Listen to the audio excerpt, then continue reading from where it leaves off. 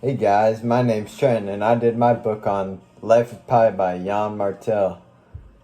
So, the beginning of the book covers basically Pi's childhood, and his family owns a zoo in their hometown in India. So, basically, the main point of this part of the book was to show that his father was always really aware of the wild nature of the animals, and he tried to show Pi about this. So basically, one time he made Pi watch a tiger kill and eat a goat to basically show him the danger and the wild nature of the animal. So the next part of the book is when Pi's a teenager.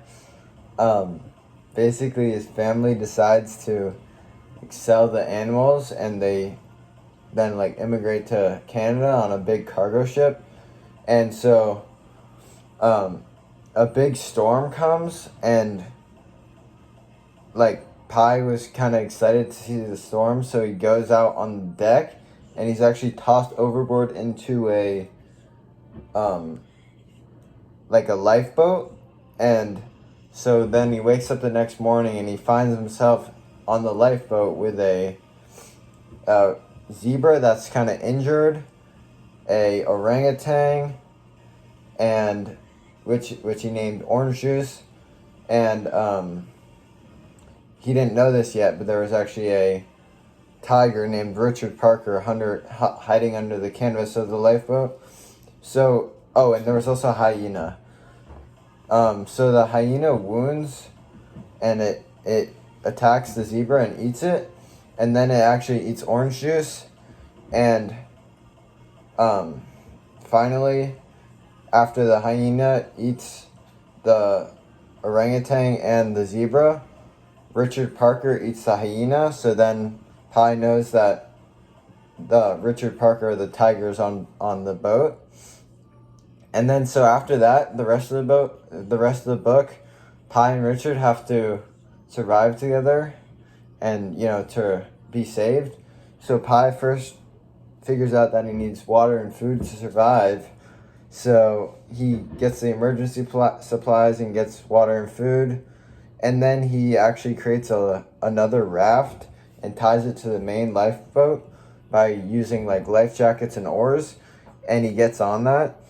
And he actually is able to shake up the boat and make the tiger, Richard Parker, delirious. And so he's actually able to reclaim his spot on the main lifeboat eventually. But after some time, Pi begins to become blind and delirious and imagining things. And so they encounter a lot of obstacles. And then finally, Pi and Richard find an island, but he determines the island to be a human-eating island, and they must get back. And he says they must get back on the raft and leave. And then after surviving through all that, they finally reach Mexico, and Richard, the tiger, runs off into the woods, and he's never seen again. And then Pi is brought into. He's brought in by the authorities, and he's questioned about his story. So he tells the authorities about his story about surviving with a tiger, but they don't believe it. So he tells another story about how basically he was on the lifeboat with a French cook and his mother, and the French cook killed his mother, but then he killed the French cook. So they did believe that story, but they said that surviving it with a tiger is a much better story to tell. So that's kind of funny. And that's basically it of Life of Pi.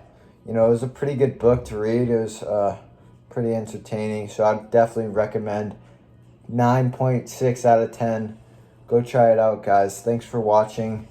I'll catch you guys later, I guess. See ya.